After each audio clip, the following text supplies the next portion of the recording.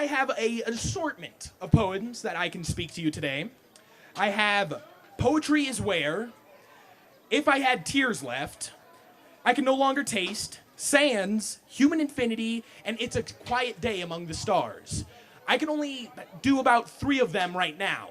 Is there any requests? Any ones that sound good to you? Sands, okay, that's one of them. All right. Tears, if I had tears left. And then we have one more, and the ones remaining are Poetry is Where I Can No Longer Taste, Human Infinity, and It's a Quiet Day Among the Stars. Anyone? That one's a long one, so I'll start with it.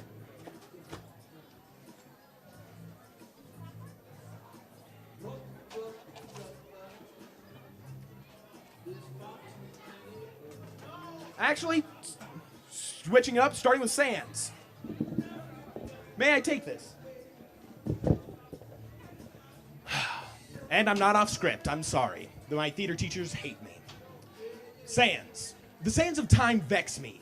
Dust to stars. Stars for an instant to nova that illuminates the galaxy. Nova for millennia. A nebula that stretches between the shadows. Nebula. Compressed by cosmic winds to new stars.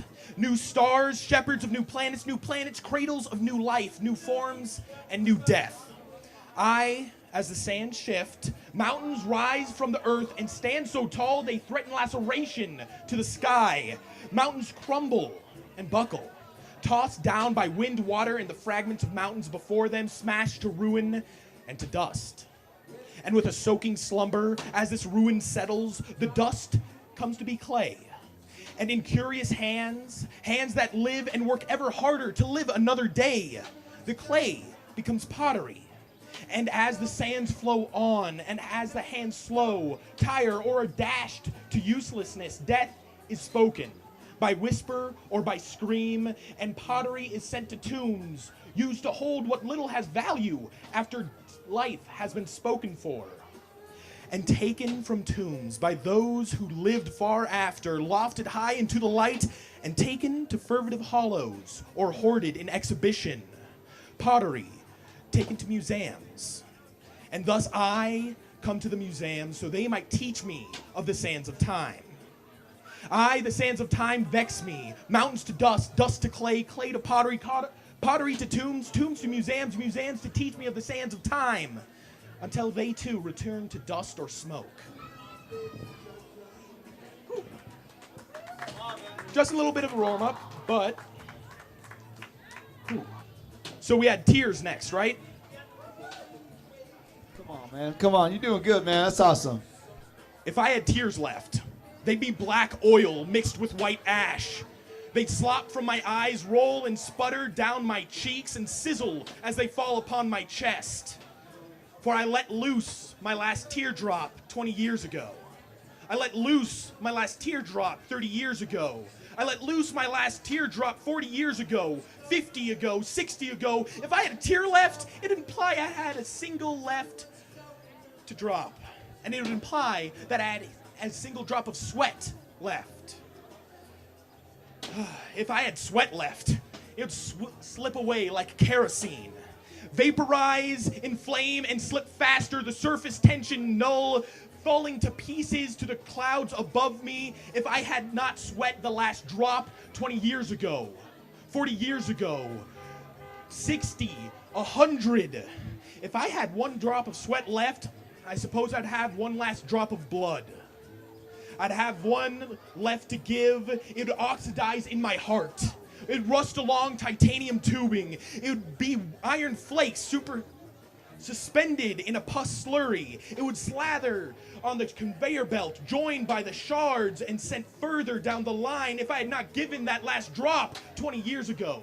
40 years ago, 60 years ago, I gave that last drop of blood. And if I had these 3 little drops, I'd have enough to finish this task, but the gears shift still. I move to work and to expend energy. It's what I do, but I've run out of all three human ingredients, blood, sweat, and tears, too many years ago to count. Come on. Okay, and the last one for now. High-flying concepts, I know. Whew. Scrolling, we're scrolling.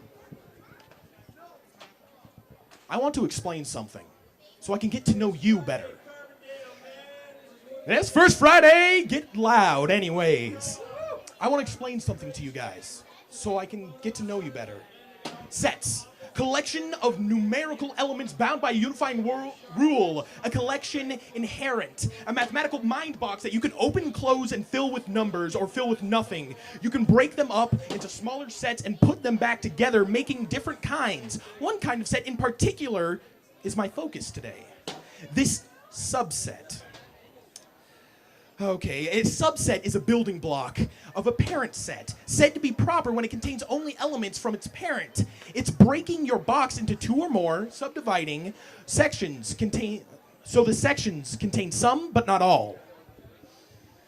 An infinite set is a set that contains a proper subset that is as large as the original set. So you have a box taken from the box that's just as big as the other box.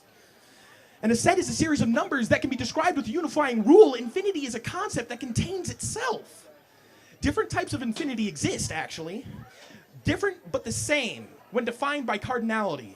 So cardinality is the sum of the elements of that set. Each individual point, given substance, given accounting value, indefinable quantities of definable elements.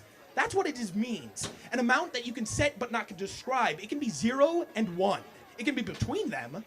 An infinite set of decimals, or between 1 and the largest number possible, counted 1, 2, 3, 4, 5, 6, 7, 8, 9, 10, 11, 12 into infinity. Yes, infinity. By counting one after another, you add 1 and 1 and 1, and it keeps growing. Because when you reach the end, you just add another one. And just keep adding another decimal place, and your infinity will grow. Infinity is a concept that can describe itself. And a mind is a concept that can describe itself. A mind can describe infinity. Infinity can describe the human mind. Yes, this infinity. It can be between you and me. It can be what I think about kisses. It can be the steps that you take along life's path. It can be the different smiles you may see across the world. It can be the time that it takes for me and my mind to break into seamless typhoons that contain everything, something, nothing, half and half, maybe, so what? It's all there, and it's all possibility. You, the infinite possibility of you humans and they humans, she humans, he humans, we humans, maybe humans, we humans. All humans, the human set of infinite possibility, defining itself, defining every set and subset of the universe we humans all share. Take, for example, the ways I can arrange 26 letters to form an English summary of the infinite explanations I could think up of who, what, when, where, why we humans go about our day. Infinity is a concept that contains itself, with counting being its motive force. You can keep counting and counting 100, 1 million, 1 billion, 1 trillion, 1 zillion, 1 googolplex to a googolplex power, enough zeros to outnumber the stars in the universe. The atoms in that universe, the chemical slosh, the biology squishes along with eating, drinking, breathing, fornicating, shitting, and dying, all of us in a finite, bounded existence if we could not think of infinity. The unbounded heart, the unbounded mind, the indefinite, non-finite, indescribable realm of what you can think, what you can do, the people you can discover. These numbers have value and worth, are manipulatable, stretchable, moldable, kissable, things that will never run out if we just keep counting. And if we keep thinking, talking, and living our lives and sharing them, so I just beg you, share this infinity. Join me in speaking, join me in extolling what I see and what you see. Don't hide that story that you can hide an infinity inside of. Speak, you're a human infinity. Ladies and gentlemen, Chris Ryerson. Good job, Chris.